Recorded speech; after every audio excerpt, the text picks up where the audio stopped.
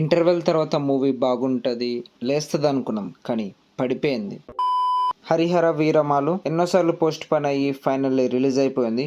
ఈ మూవీ చూసాక నా opinion and non spoiler review అయితే మీతో షేర్ చేసుకుంటా. అంతకంటే ముందు మీరు మన ఛానల్ని ఫస్ట్ టైం చూస్తున్నట్టయితే ఛానల్ని సబ్స్క్రైబ్ చేసుకోండి. ఫస్ట్ మూవీ చూడొచ్చా అంటే పర్లేదు, బాగుంది, average movie. Pawan Kalyan movie చాలా రోజుల తర్వాత వస్తుంది, ఇంకా మంచిగా ఫ్యామిలీతో చూద్దాం అనుకుంటే ఈ మూవీ చూడండి, పర్లేదు, బాగుంది. ఇంకా మెయిన్ స్టోరీ గురించి మాట్లాడుకుంటే కోహినూర్ డైమండ్ అయితే తీసుకురావాలి, అది మెయిన్ స్టోరీ. ట్రైలర్స్ ఇవన్నీ చూస్తే మీకు అర్థమవుతుంది. ఇంకా మూవీ పాజిటివ్ గురించి మాట్లాడుకుంటే యాక్ట్రెస్ యాక్టింగ్ అయితే బాగుంది.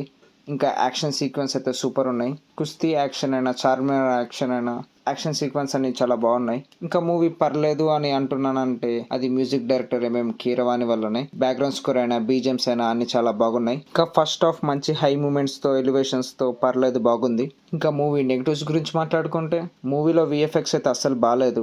మొత్తం గ్రీన్ స్క్రీన్ లో తీసారని అర్థమైపోతుంది. హార్స్ రైడింగ్, బ్యాక్గ్రౌండ్, ఇంకా ఒక సీన్ లో అయితే పవన్ కళ్యాణ్ ఉండడు, ఎవరికో పవన్ కళ్యాణ్ ఫేస్ పెట్టినట్టు అయితే ఉంటది. జస్ట్ ఒక చిన్న సీన్ లో. సెకండ్ హాఫ్ మొత్తంలో ఒక యాక్షన్ ఉంటది, అదొకటే బాగుంటది.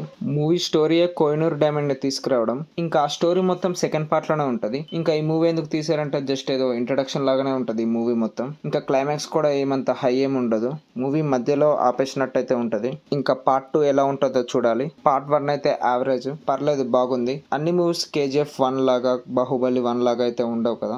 ఇంకా ఈ మూవీ చూడొచ్చా అంటే టైం ఉంది. పవన్ కళ్యాణ్ మూవీ చాలా రోజుల తర్వాత వస్తుంది కాబట్టి బిగ్ స్క్రీన్ లో చూద్దాం అనుకుంటే చూడండి. ఆల్రెడీ మీరు ఈ మూవీ చూస్తుంటే మీ ఒపీనియన్ కింద కామెంట్ చేయండి. So that's all for today guys. మనం మళ్ళీ కలుద్దాం ఇంకో మూవీ రివ్యూలో. Until then, bye bye, thanks for watching.